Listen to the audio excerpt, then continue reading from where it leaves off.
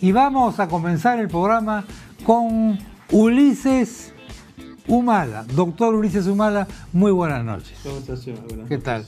¿Cómo será la cosa que, a pesar de que es algo perfectamente legal, que un preso, cualquiera sea, se apellide como se apellide, lo que pasa, claro, que Antauro es una causa célebre, ¿no? Como decían los franceses, tiene derecho a pedir permiso para hacer una cosa de este tipo. Y le han dado el permiso. Sin embargo, todo el mundo cree que hay gato encerrado. ¿Qué está pasando? ¿Por qué? Bueno, yo creo que se está haciendo una cortina de humo, ¿no? La prensa está buscando hablar de un tema menor, ¿no? Cuando creo que uno de los temas históricos que debiéramos estar discutiendo en estos momentos es el fallo de La Haya. Este fallo, de acuerdo a casi la unanimidad de los comentaristas y de las autoridades, es un fallo favorable al Perú. Sin embargo, si lo analizamos más detenidamente, es un fallo que desfavorece al país. Que desfavorece al país. Desfavorece al país, ¿no? ¿Por qué? Yo creo que para comprender el fallo de La Haya hay que ver la historia del Perú y compararla un poco con la historia de Francia. La historia de Francia del 1870, de la guerra franco-prusiana, sí. ¿no? Hasta la Segunda Guerra Mundial, es la guerra por Alsacia y Lorena. Exactamente. Alemania codiciando Alsacia y Lorena. Y estos dos países altamente civilizados se enfrentan por más de 70 años, hasta que ahora están en paz, viven armoniosamente, porque Alemania ya deja de codiciar Alsacia y Lorena y ya reconoce que son territorios franceses. Pero ¿qué pasó en la Segunda Guerra Mundial? En la Segunda Guerra Mundial teníamos a Francia cortada en dos, ¿no? Vichy, donde estaba Pétain, que era colaboracionista con los alemanes. El gran mariscal de Francia, el héroe de Verdun. Héroe de Verdun. De la Primera Guerra Mundial, ¿no es cierto? Mío, qué horror. Y que se vuelve colaboracionista. Y la resistencia comandada por De Gaulle. Pierde Alemania, triunfan los franceses y políticamente acceden al poder los resistentes, De Gaulle y los comunistas. Y Pétain muere en prisión. Así es. En la guerra peruano-chilena Correcto. tenemos también los colaboracionistas. Tenemos a Mariano Ignacio Prado, tenemos a Nicolás de Piero, le tenemos a Miguel Iglesias, tenemos al tío de Belaúnde, que huye del Morro de Arica, ¿no? Y cuando nos derrotan, ¿no? Y los resistentes que estaban, Cáceres y los Breñeros, ¿no? Y cuando nos derrota Chile, los que toman el poder son los colaboracionistas, los pro-chilenos. Y desde esa época, desde 1883, desde la firma del Tratado de Ancón hasta la fecha, hemos sido gobernados por pro-chilenos. Y entonces, no hemos podido hacer que Chile cumpla con el Tratado de Ancón, que para 1893, 10 años después de la firma, tenía que devolvernos Tacna y Arica. No hemos podido hacerle cumplir para ir al 29. Dándole Arica para el 29. ¿No? Chile. Y desde el 29 hasta la fecha, desde el 29 hasta la fecha no podemos hacerle cumplir el tratado del 29, que ellos nos impusieron. ¿No? Y ahora Chile tiene una actitud arrogante. Y acá escuchamos a los empresarios, a los líderes nacionales, políticos, económicos, etcétera, que nos dicen que que Chile es un país hermano, son nuestros hermanos, nuestros socios del futuro. Pero estos hermanos, socios del futuro, en el año 95 le estaban vendiendo armas al Ecuador. Sí, claro. Entonces, oiga, ¿estoy escuchando hablar a un chauvinista extremo? No, yo creo que es el realismo. Tenemos que saber de que el Perú, para construirse, tiene que poner las cosas en su lugar. No podemos enceguecernos al punto de decir que, por ejemplo, este triángulo terrestre, esta playa seca, para evitarnos problemas con los chilenos que son un poquito fastidiosos y un poco cascarrabias, ¿no? Y que de repente van a querer hacernos la guerra, hay que donarlo y vamos a hacer un parque binacional ahí, ¿no? Entonces, el problema es que el parque binacional de este triangulito es una pequeña... ¿No es una buena idea? No, yo no para creo. la paz? Yo creo que la paz no se puede construir sobre la indignidad. Y Francia y Alemania estuvieron en guerra 70 años. Sí. Y nunca pudieron estar en paz mientras no se establecía claramente los límites entre esos dos países.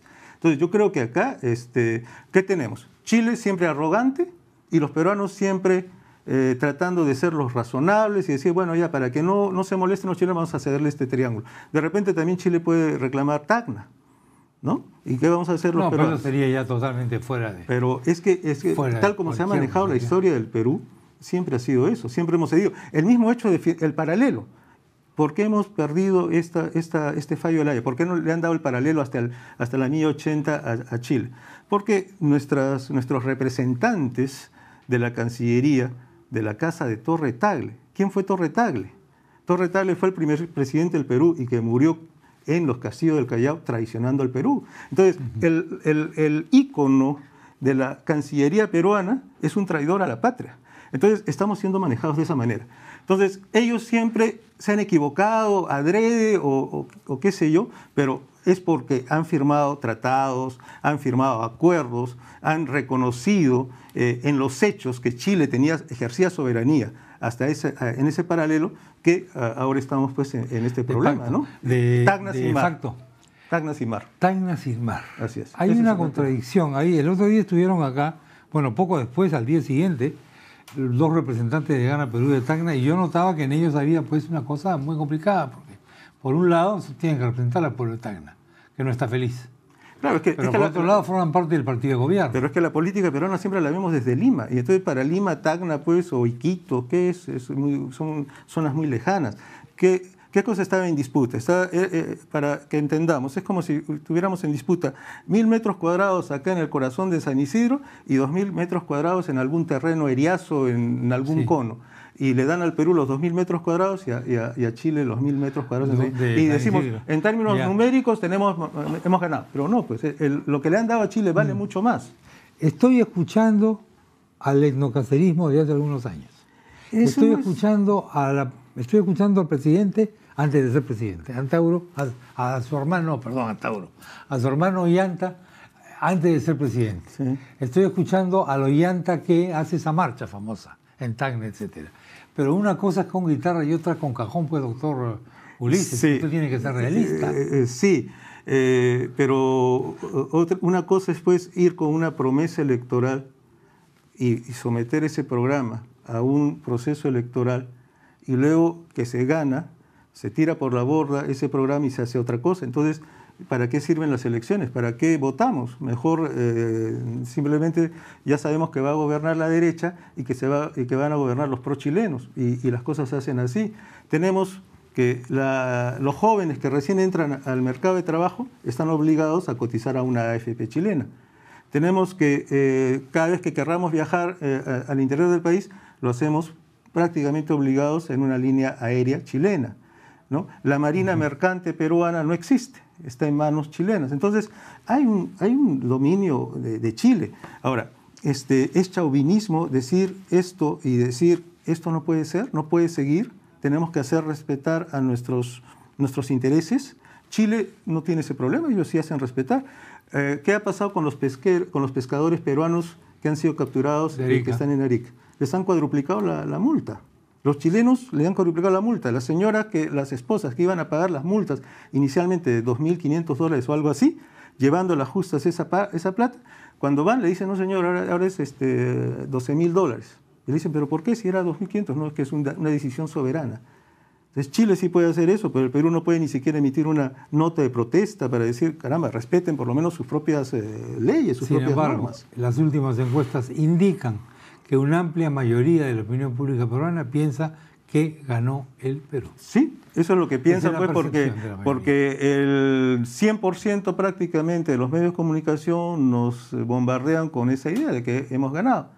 Pero si analizamos fríamente, o si vemos la política peruana, no desde Lima, sino desde Chile, desde Tacna, hemos perdido. O sea, un tacneño no puede sentirse satisfecho con esta decisión, pero un limeño sí, porque al final pues no le importa, no le afecta lo que pase en Tacna, no le afecta en su vida directa, ¿no? Entonces, ese es el gran problema que tenemos los peruanos. No sabemos pensar como país, sino simplemente estamos de alguna manera como impregnados de un cierto pragmatismo. Mientras no nos toquen a nosotros, no importa. O sea, no hay una identidad nacional. Y justamente la tarea de las élites nacionales debiera ser construir esa identidad nacional, que no está pasando. ¿Por qué no lo hacen? Este incremento, por ejemplo, de los salarios de los ministros. Oiga, eso es, ¿Qué significa? ¿Quién ha decidido hacer eso? Bueno, ellos mismos, pero sí, es pero que porque... yo no puedo pensar que el presidente vea esto bien. Porque es una forma de ver el Perú desde arriba, no interesándole lo que pase abajo. Entonces, simplemente el Perú es una chacra para los políticos, el Perú es una chacra. Para la élite el Perú es una chacra y no importa.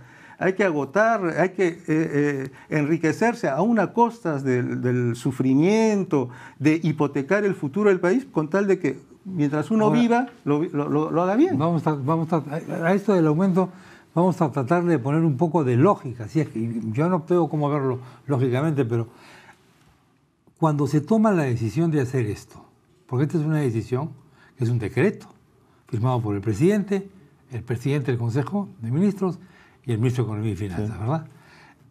Nadie en su sano juicio puede pensar que esto va a pasar facilito, o sea, que esto es una cosa normal, que no ocurre nada, que esto es una especie de ajuste administrativo, porque es duplicar los salarios. Claro, la historia que nos han dicho de que esto fue interrumpido por Alan, todo, muy bien, pero eso no es lo que le llega al público.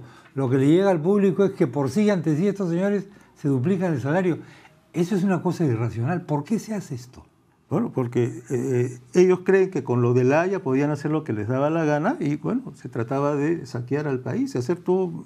O sea, si hubieran podido poner en 45.000 lo hacían, pero incluso dentro de su propia lógica no funciona, porque ellos dicen es para atraer talentos, sí, lo cual quiere decir que ellos no son talentosos, sí, claro, son gentes de 15.000. Sí. Vamos a traer a gente de 30.000, entonces ellos tendrían que irse a su casa y que vengan nuevos ministros de 30.000. Entonces, incluso desde su punto de vista lógico... Pues si no, tendría como que elegir ministros por concurso de méritos, pues porque... Claro, pero y además que digan un ejemplo de funcionarios, de altos funcionarios que hayan dejado la administración pública. No saben decir ningún ejemplo. Sí, pues. Ahí vemos hasta gente que fue revocada, ¿no? Que está regresando a la administración pública por la ventana, a pesar de que prometieron que no iban a regresar. Parece que es atractiva la función pública. La municipalidad. Sí. Atrae como un imán en la administración pública. Parece. Otra cosa que nos hacen creer o que mucha gente piensa es que hay que competir con el sector privado, pero el sector público nunca puede competir con el sector privado. En ninguna parte. Porque en ninguna parte del mundo el sector público va a ofrecer mejores salarios que el sector privado. Así es. Para cargos más o menos equivalentes, Así es.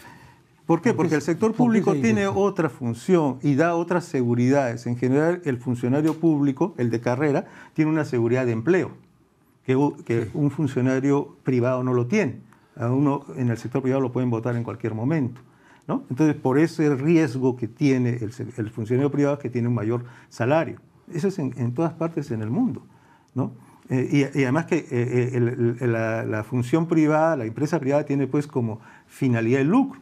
El servicio público no tiene esa finalidad. Entonces son diferentes. Y hay una serie de funciones públicas que no se pueden medir con un criterio de rentabilidad tipo sector privado. Así es. Además que... Es otra lógica. Ahora, digamos, incluso dicen, bueno, se irían estos ministros porque se les paga poco. Pero vemos que los ministros son maltratados en público y no se van.